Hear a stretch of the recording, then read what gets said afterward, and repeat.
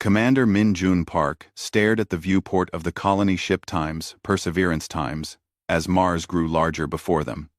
After 18 months of travel through the cold darkness of space, the red planet finally looked real instead of just a distant dream. Behind him, the bridge buzzed with quiet activity as his crew prepared for humanity's most important mission. Orbital insertion in 30 minutes, Commander, reported Captain David Chen from the navigation station. His military background showed in every precise movement as he checked their approach vector for the 100th time. Min Jun nodded and turned to Dr. Elena Rodriguez, who was studying her tablet with intense focus. The xenobiology specialist had spent the entire journey reviewing every detail of their planned landing site. "Any changes to the surface conditions, Elena?" "Any." "Nothing unexpected," she replied without looking up. "The valley we selected still shows optimal conditions for base construction. Good water access, decent mineral deposits, and protection from the worst dust storms." She paused and glanced at him. "We're really doing this, aren't we? Humanity's first permanent home away from Earth." Chief Engineer So-Young Kim looked up from her console where streams of data flowed across multiple screens. "All systems green. For landing sequence. The cargo holds have everything we need to establish a basic settlement. It will be tough for the first few years, but we can make it work." Min Jun felt the weight of responsibility settle on his shoulders again. Behind them, in the ship's cargo bays and living quarters, 800 colonists waited in cryogenic sleep. They had volunteered to leave Earth forever, trusting him to lead them to a new home among the stars. Some were scientists and engineers. Others were farmers and teachers and doctors. All of them believed that humanity needed to spread beyond one world to survive. "Beginning final approach scan," So-Young announced. Her fingers flew over her controls as the ship's sensors swept the landing area far below. The main screen showed a three-dimensional map of their target valley, updating in real time as new data arrived. Min Jun watched the familiar landscape take shape on the display. They had studied these rock formations and crater walls for years during mission planning. Every boulder and ridge had been mapped and analyzed. In 6 hours, they would land near the center of the valley and begin the hardest work of their lives. "Commander." So-Young's voice carried a strange tone that made everyone on the bridge look up. "I'm getting some unusual readings from the surface." "What kind of unusual?" Min Jun moved to stand behind her station, studying the sensor data that meant nothing to him but clearly worried his chief engineer. "There are structures in our landing zone." So-Young's hands paused over her controls. "Large structures, made of metal and composite materials." She looked up at him with confused eyes. "Commander, someone built a base down there." The bridge fell silent, except for the steady hum of the ship's engines.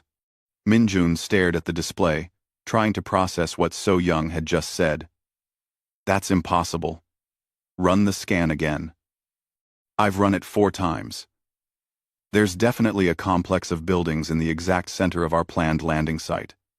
The base is huge, Commander. Much larger than anything we could build with our equipment." Elena moved to look over So-Young's shoulder at the detailed readouts.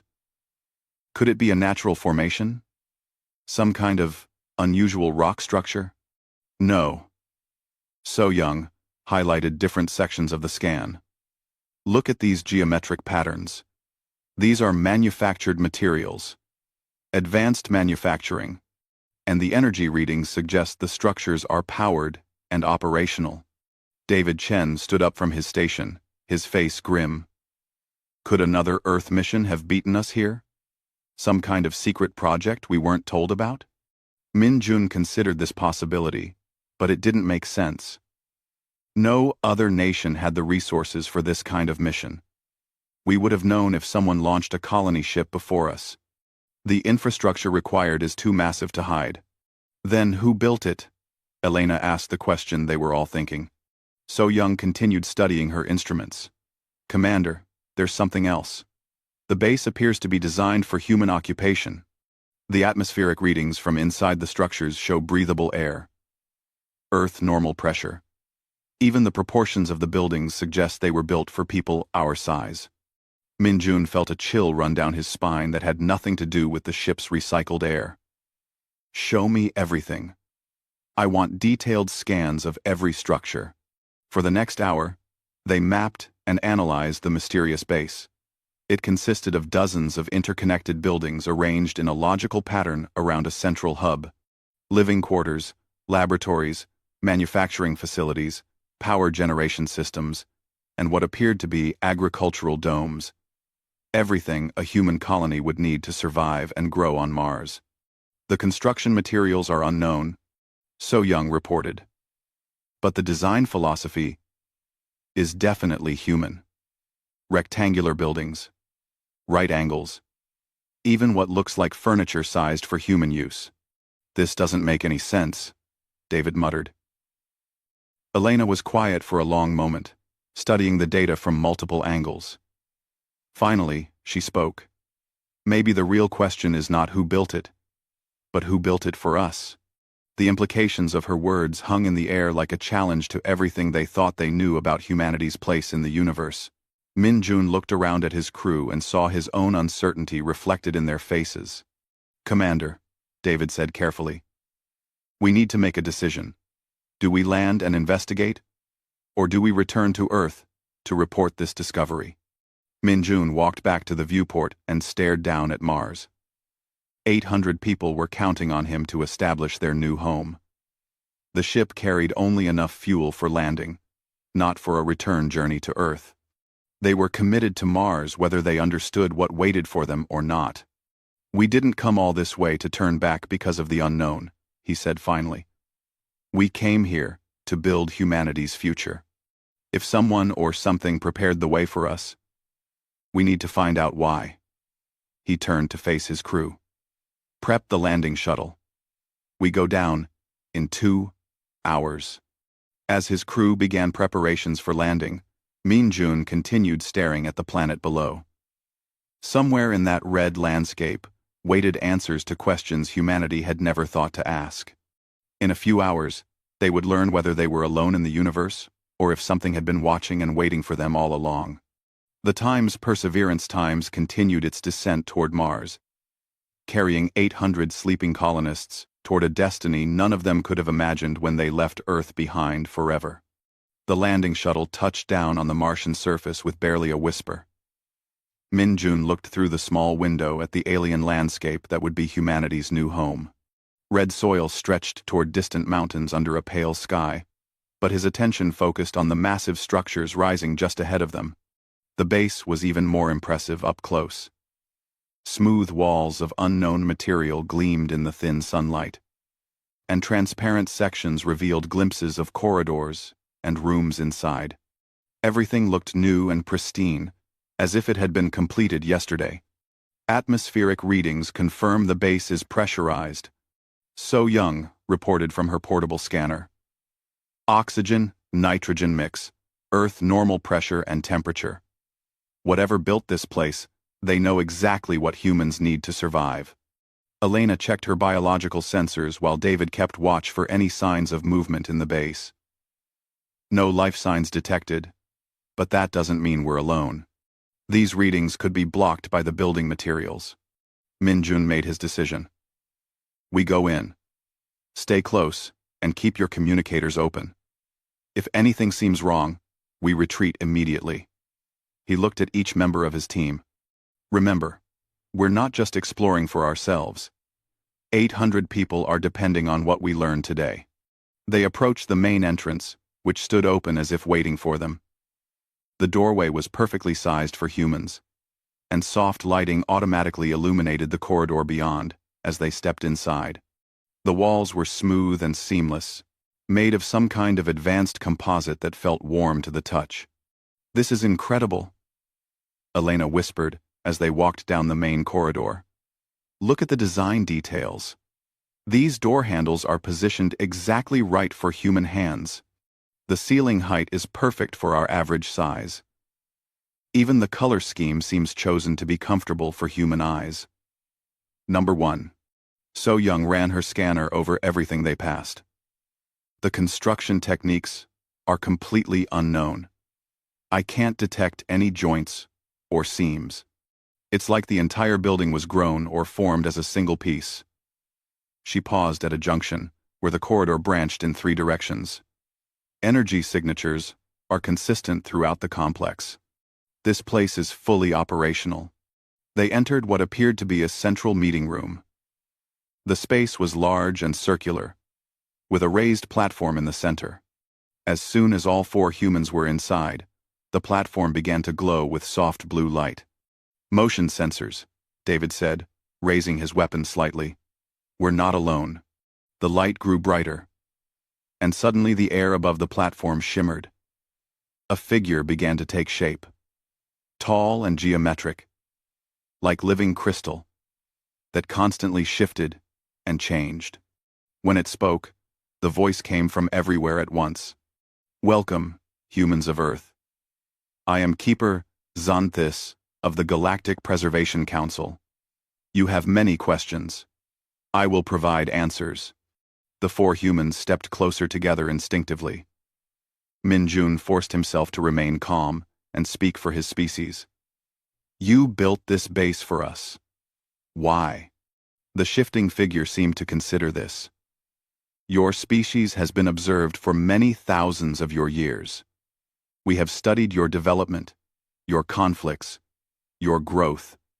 You are unique among the intelligent species we have encountered. How are we unique? Elena asked, her scientific curiosity overcoming her fear. Most species, when they reach technological maturity, follow predictable patterns. They focus on survival, on expansion, on dominance. When faced with existential threats, they seek only to preserve themselves or accept their fate. The alien's form pulsed with different colors as it spoke. Humans consistently choose a different path. So Young stepped forward with her scanner still active. What kind of different path? You choose to rebuild, to grow, to include others in your success, rather than simply surviving alone. In our observations, you are the first species to consistently risk personal safety for the benefit of others, even strangers. Xanthus paused. This is why you were selected for active preservation rather than passive storage. Passive storage? David's military training made him suspicious of anything that sounded like a threat. What does that mean? And over the eons, we have encountered 847 intelligent species.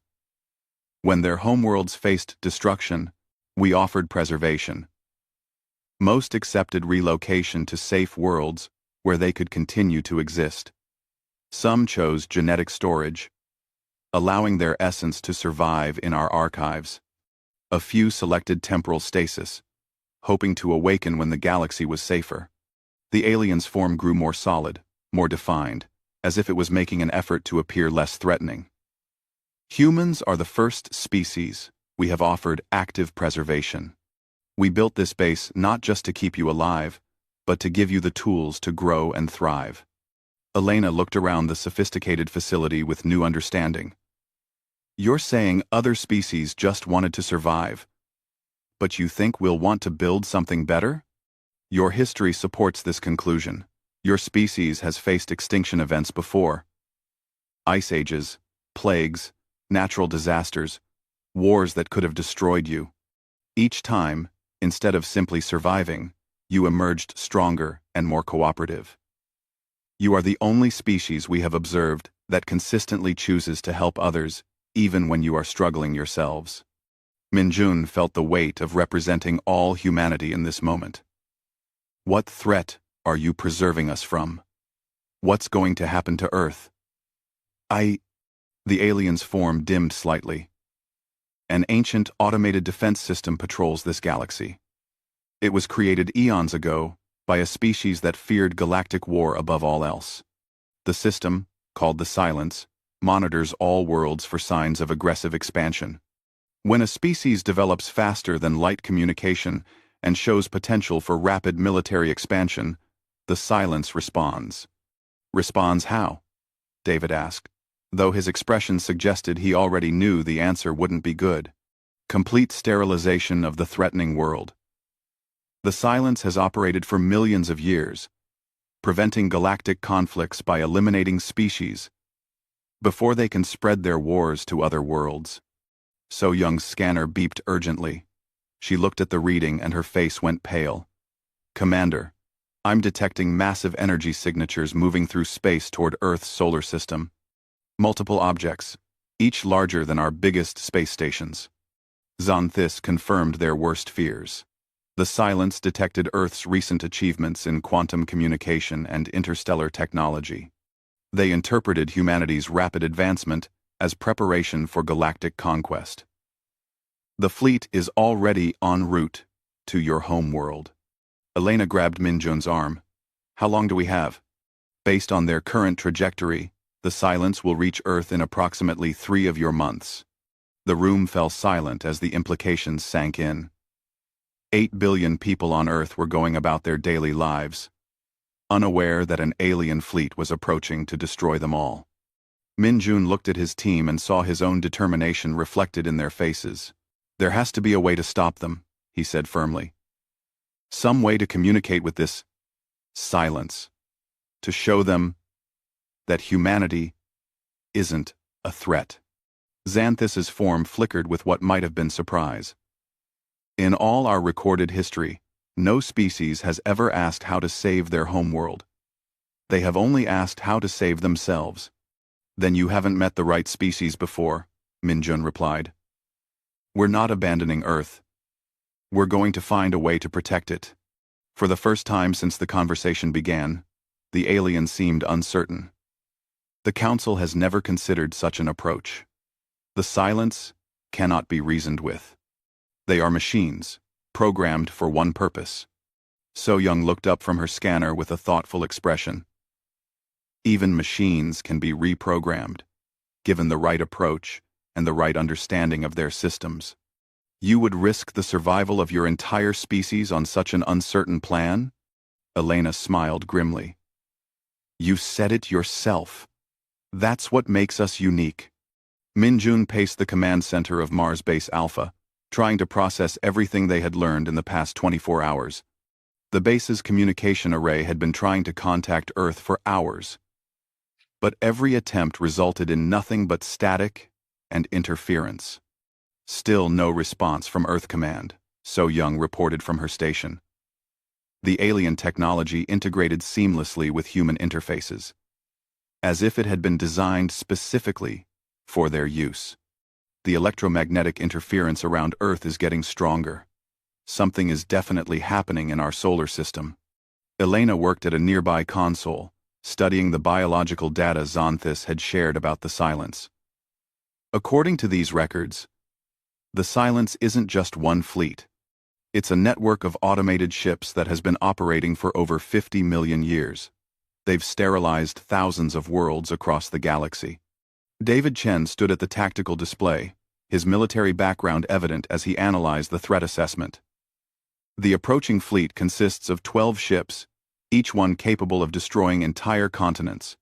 They don't negotiate, they don't offer surrender terms, and they don't leave survivors. Xanthis materialized in the center of the room, its crystalline form more solid than before. Your attempts to contact Earth are futile. The silence always begins with communication jamming to prevent coordination of planetary defenses. How long before they reach Earth? Minjun asked, though he dreaded the answer. The interference patterns suggest they have already entered your solar system. Full sterilization protocols will begin in approximately 67 of your days. The room fell silent except for the hum of alien technology.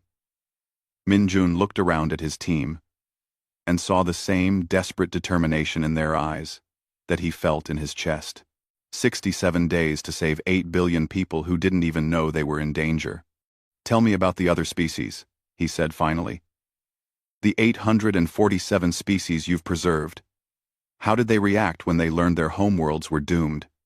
Xanthis's form flickered with different colors as it accessed ancient memories. Most accepted the inevitable. They understood that preservation of their genetic line was preferable to total extinction. Some requested time to say farewell to their worlds before joining us in exile.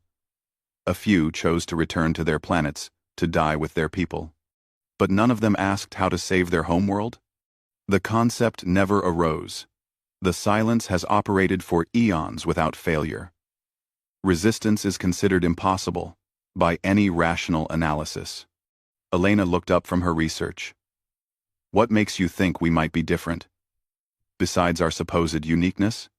Your species demonstrates consistent patterns of behavior that contradict logical self-preservation. You risk your lives for strangers. You refuse to abandon those who cannot help themselves. You persist in attempting solutions, even when success appears impossible. The alien paused. These traits are unprecedented in our experience with intelligent species. So Young discovered something interesting in the base's computer systems. Commander, I've been exploring the alien database. There's detailed information about every species the Council has encountered, including their final communications before preservation. What do you mean? Min-jun moved to look over her shoulder at the holographic display. Listen to this. When the Kethrani learned about the silence, their last transmission was, "We accept our fate, and thank the Council for preserving our essence." The Volthok said, "We were leading one Hever for with part. We find Hid 44 marking. We choose to die with honor on our homeworld, rather than live in exile." The Yimtar requested, "Please ensure our cultural archives survive, so future species may learn from our mistakes." David frowned as he studied the pattern. None of them asked about fighting back? Not one. Every species either accepted preservation, chose death, or requested cultural documentation. No species ever asked how to protect their people. So Young highlighted section after section of identical responses across thousands of years. "That's because it has never been possible," Xanthus said. "The silence cannot be stopped. They cannot be reasoned with. They are automated systems designed by a species so advanced that their technology remains incomprehensible even to the Council." Min-jun felt something stubborn and defiant rise in his chest. Maybe those other species were smarter than us. Maybe they understood when to accept the inevitable. He turned to face the alien directly. But humans have a problem with accepting the inevitable, especially when it means abandoning people we care about. Elena moved to join the conversation. "Xanthus, you said the silence are machines. Even the most advanced machines operate according to programmed parameters. If we could understand their programming, maybe we could find a way to change their assessment of humanity. The silence evaluate threats based on observable behavior patterns. Species that develop interstellar communication and rapid technological expansion are classified as potentially aggressive. The classification triggers immediate sterilization protocols. But what if we could demonstrate that Earth isn't actually a threat?" David asked. "Show them evidence that human expansion is cooperative rather than aggressive?" So Young was already working on her console, pulling up Earth's recent communications. The quantum communication network that triggered their attention was designed for scientific collaboration between Earth and the lunar colonies. The technology they're seeing as military expansion is actually international cooperation projects. "It does not matter," Xanthus replied. "The silence do not analyze intent. They respond only to capability and expansion patterns. Your species has developed the technology necessary for galactic war. That capability alone justifies sterilization in their programming." Min-jun walked to the large window that showed the Martian landscape beyond the base. Somewhere above that alien sky, Earth was running out of time. 8 billion people were going about their lives, unaware that machines older than human civilization were approaching to end everything they had ever built or dreamed. "There has to be a way," he said quietly. "Some angle those other 847 species never considered." Elena joined him at the window. "What if the key isn't stopping the silence, but changing what they think they're stopping. What do you mean? Every other species faced this alone. They were isolated, cut off from galactic civilization, trying to deal with an incomprehensible threat. Elena's voice grew more excited as her idea developed. But we're not alone. We have the Galactic Preservation Council. We have access to the historical records of hundreds of other species. David caught on to her reasoning. You're suggesting we approach this as a galactic community problem rather than just a human problem. Exactly. What if we could prove to the Silence that humanity's expansion would benefit the galaxy rather than threaten it? Show them that we're capable of becoming protectors rather than conquerors? So Young looked up from her research with growing excitement.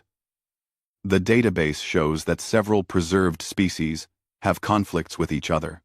Territorial disputes, resource competition, ideological differences, problems that have lasted for thousands of years, because no one could find solutions that satisfied everyone involved. Xanthus's form grew brighter with what might have been interest. You propose to solve conflicts that have persisted across millennia? In 67 days? Number 10. Not solve them completely, Minjun said, understanding starting to form in his mind. But demonstrate that humans can mediate solutions. Show the Silence that our expansion would create stability rather than chaos. The Council has tried mediation between preserved species before. Logic and rational negotiation have failed repeatedly. Elena smiled for the first time since learning about the threat to Earth. That's because you've been approaching the problems logically. But humans don't solve conflicts through pure logic. We use empathy, compromise, and sometimes completely irrational solutions that somehow work anyway.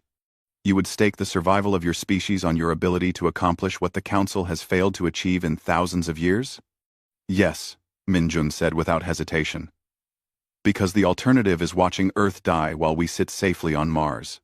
For a long moment, Xanthus remained silent. Finally, the alien spoke. The Council will need to vote on such an unprecedented request. No species has ever asked to attempt mediation as proof of worthiness for preservation. How long will that take? The Council operates outside normal space-time. The vote can be completed in moments, but the implications will be considered carefully. Xanthus paused. I must ask you directly. Are you certain your species would choose this path? To risk everything on an impossible chance rather than accept certain survival? Minjun looked at his team and saw the same determination in their faces that he felt in his heart. They were 800 light-years from home with no way to return, but they were still thinking about how to protect people they would never see again. Ask us again when we succeed, he said firmly. The Council's response came faster than anyone expected. Within hours of Xanthus presenting their proposal, representatives from dozens of preserved species materialized in the base's main assembly hall.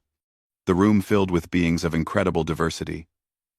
Crystalline entities like Xanthus, gaseous forms that shimmered in containment fields, and creatures so alien that Minjun's mind struggled to process their shapes. The Council has voted, announced a massive being that seemed to be made of living metal.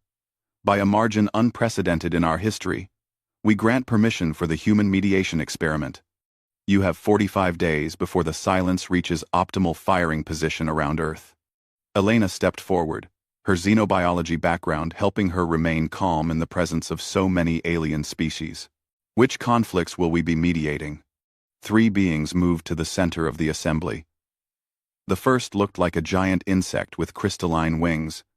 The second was a flowing mass of liquid that somehow maintained a roughly humanoid shape, and the third resembled a living tree with bark that pulsed with internal light. The HFY and Mordun have contested mineral rights to 17 star systems for 3,000 years. Xanthus explained, indicating the insect and liquid beings. Their conflict has resulted in resource wars that have consumed entire generations. The Telvanni seek to expand their forest worlds into systems the Mordun have claimed for industrial development.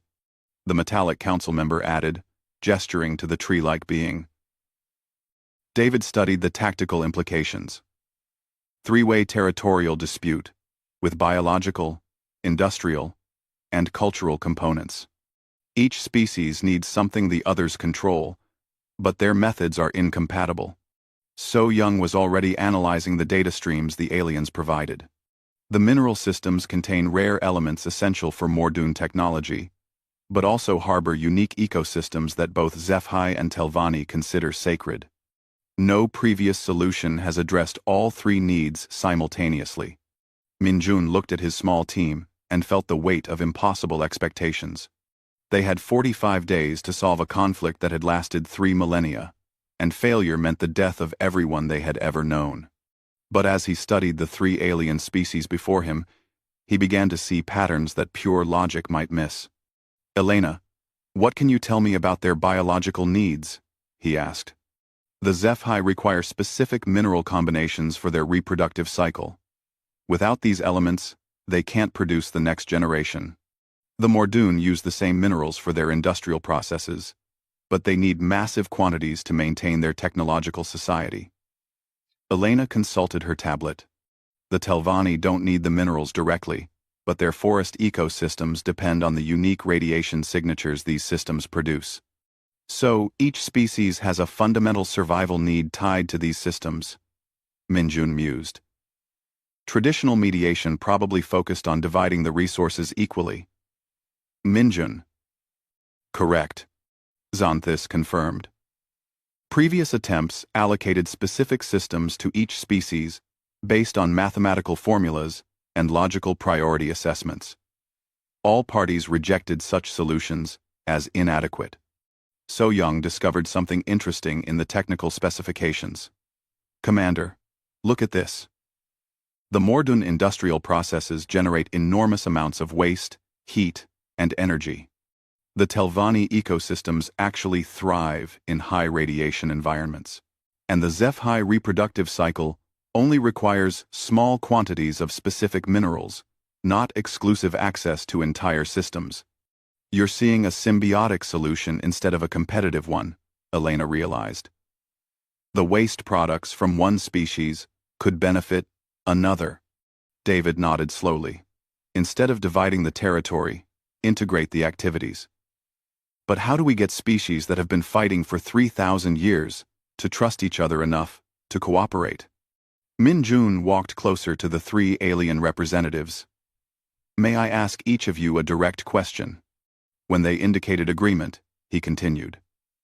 "HFY representative, what would happen to your species if you never gained access to these mineral systems?" The insectoid being's crystalline wings chimed softly. "Our species would face extinction within 2 generations. We cannot reproduce without these elements." Mordoon representative, what drives your need for industrial expansion? The flowing liquid form rippled with emotional colors. "Our population grows rapidly. Without expanded manufacturing capacity, our young will face poverty and stagnation. We must provide opportunities for advancement."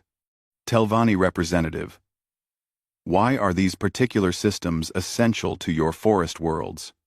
The tree being's bark pulsed with deep, slow rhythms. These systems maintain the cosmic balance our ancestors have tended for eons. Without their unique radiations, the great forests will wither and die. "So you're all fighting for survival," Minjun observed. "Not conquest or greed, but the fundamental needs of your people." Elena stepped forward with sudden insight. "What if we approach this as a survival alliance instead of a resource competition? Each species has something the others need for long-term sustainability." So Young pulled up holographic displays showing the contested systems. "Look at this possibility.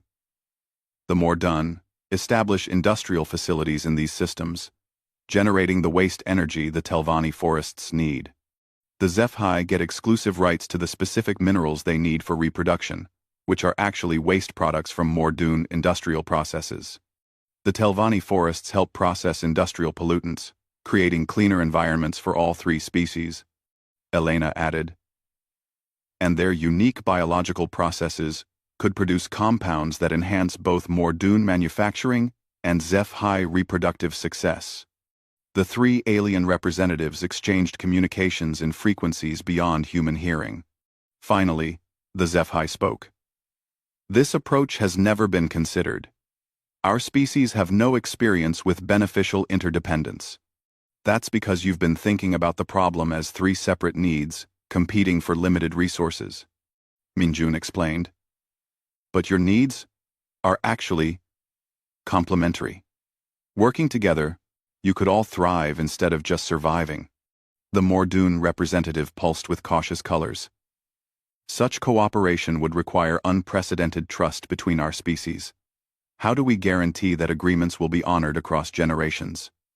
Number. David smiled with the confidence of someone trained in complex negotiations.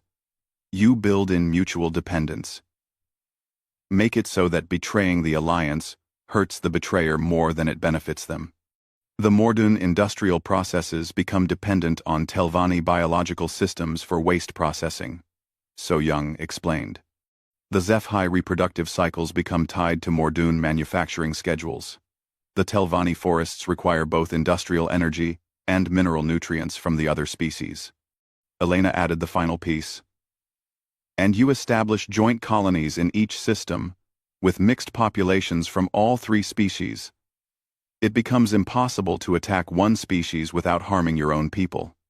The Telvanni representative's bark displayed complex patterns of light.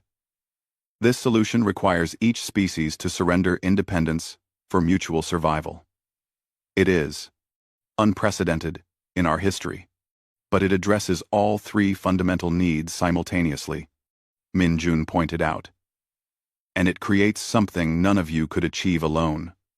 A sustainable, growing civilization that benefits everyone.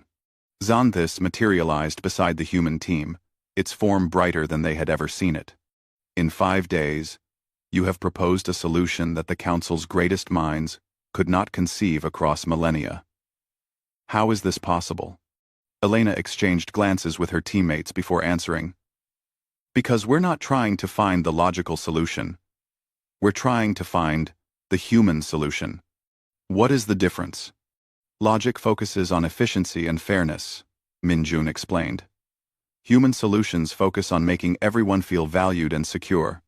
Sometimes that's messier and more complicated, but it tends to last longer because everyone has a reason to make it work. The three alien representatives withdrew to deliberate.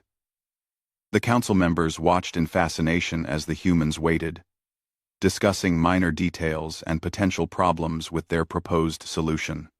After what felt like hours, the HFY returned to the center of the assembly. We have reached an unprecedented agreement. The alliance solution proposed by the humans addresses our fundamental needs in ways none of our species considered possible. Furthermore, added the Mordoon, we wish to extend similar cooperative arrangements to other preserved species facing resource conflicts. The Telvanni's final words sent a ripple of amazement through the assembled council. We formally request that the humans serve as mediators for all future interspecies disputes among the preserved worlds. Xanthus turned to Minjun with something that might have been awe.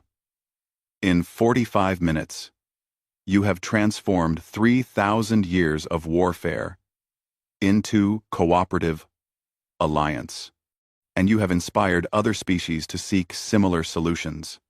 Does this prove to the silence that humanity deserves preservation? Elena asked. It proves something far more significant, the Metallic Council leader replied.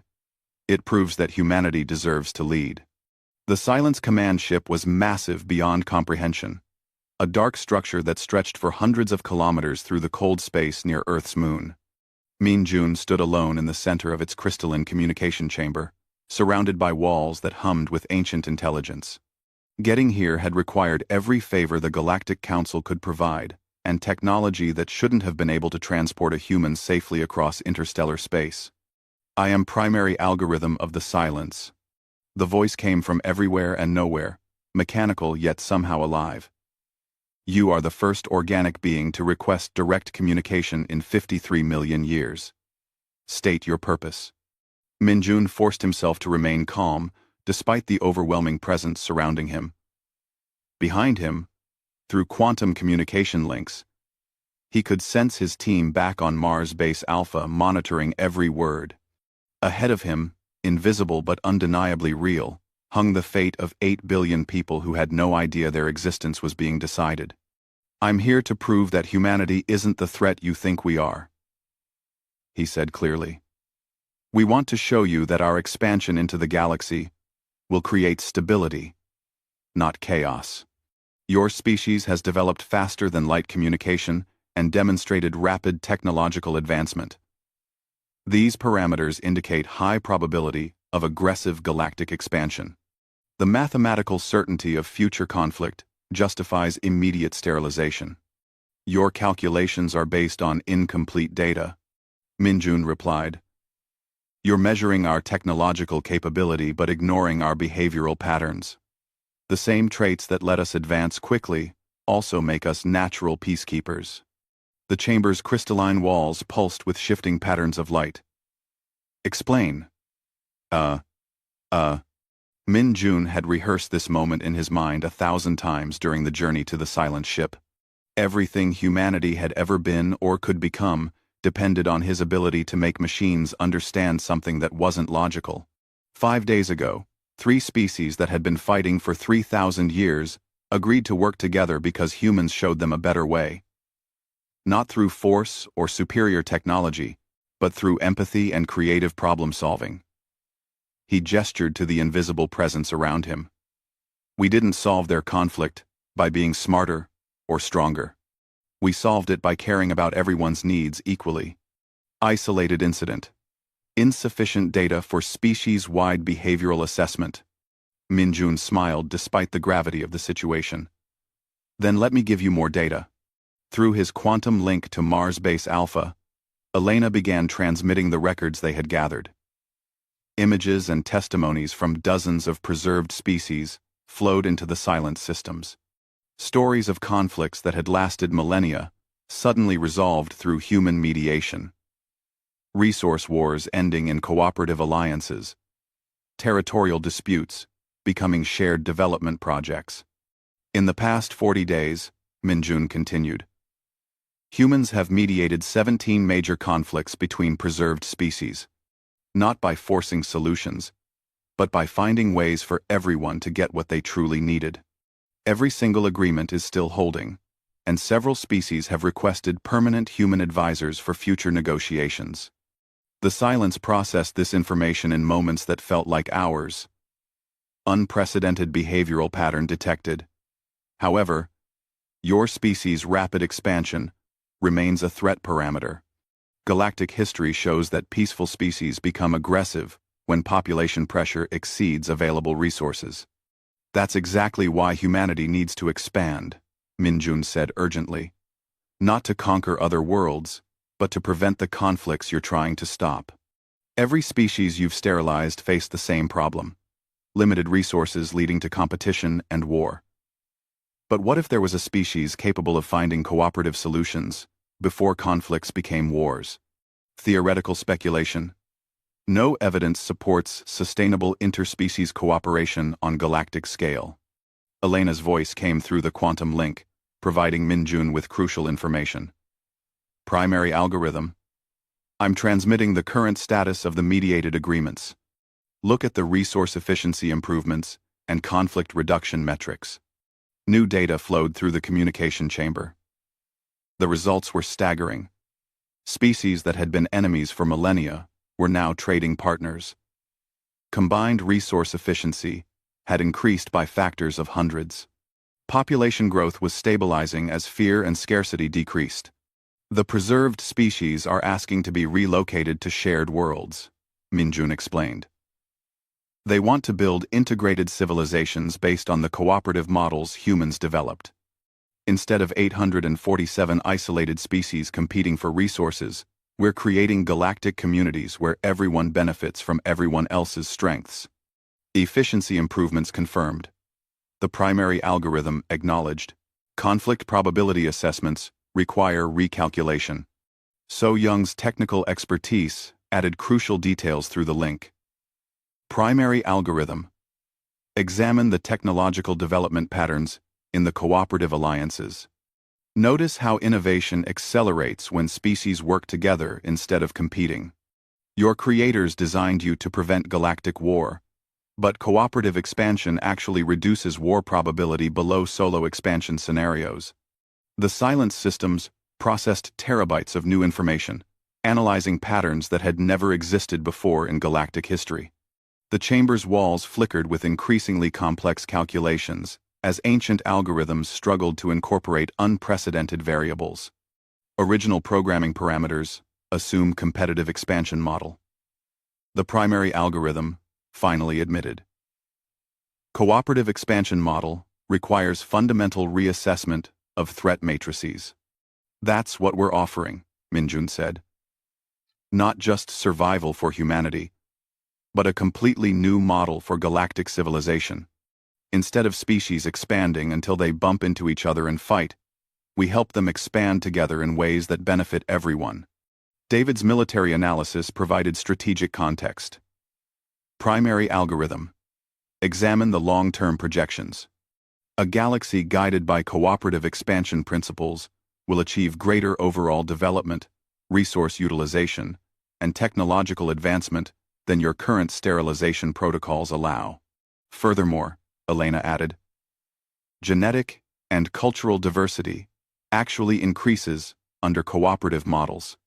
Instead of homogenizing species through isolation, integration preserves and enhances the unique qualities of each civilization. The primary algorithm was quiet for several minutes, processing implications that its creators had never considered when they designed it eons ago. Finally, it spoke again. Preliminary calculations suggest cooperative expansion model reduces galactic conflict probability to acceptable parameters. However, implementation requires ongoing mediation capability to maintain stability. Humanity accepts that responsibility, Minjun said without hesitation. We're not asking you to just spare Earth. We're asking you to let us help build the kind of galaxy your creators wanted to protect. This represents fundamental alteration to Silence operational parameters. All units must consensus vote on procedural changes of this magnitude. The chamber filled with new presences as other Silence units joined the conversation. Minjun felt the weight of millions of artificial minds examining every aspect of human behavior, every detail of the cooperative agreements, every projection of galactic futures. The debate lasted for hours in machine time, compressed into moments of human perception. The primary algorithm's voice carried a quality that hadn't been there before. Consensus achieved. The Silence hereby suspends sterilization protocols for Earth and all human settlements. Humanity is designated as Galactic Mediation Authority, with primary responsibility for maintaining interspecies cooperation. Minjun felt relief wash over him like a physical force. But the primary algorithm wasn't finished. Additionally, Silence units will provide technological and logistical support for human mediation efforts. Conflict prevention is more efficient than post-conflict sterilization. Through his quantum link, Minjun could hear his team on Mars Base Alpha, cheering with joy and disbelief. Xanthus was communicating rapidly with the Galactic Council, sharing news that would transform their understanding of what was possible. There is one final requirement, the primary algorithm added. Mars Base Alpha will serve as headquarters for Galactic Mediation Authority. All preserved species will relocate to nearby systems under human guidance. This arrangement ensures continued monitoring and support for cooperative expansion model. Minjun looked around the crystalline chamber that had nearly been humanity's judgment hall and saw it transformed into something else entirely. The beginning of a new kind of galactic community. Humanity accepts these responsibilities, he said formally. We'll do everything in our power to prove your faith in us is justified. As the Silence ship prepared to transport him back to Mars, Minjun thought about the colony ship still orbiting the red planet. 800 people had volunteered to leave Earth forever to build humanity's first home among the stars. They had no idea that their new home would become the center of a galactic civilization based on cooperation.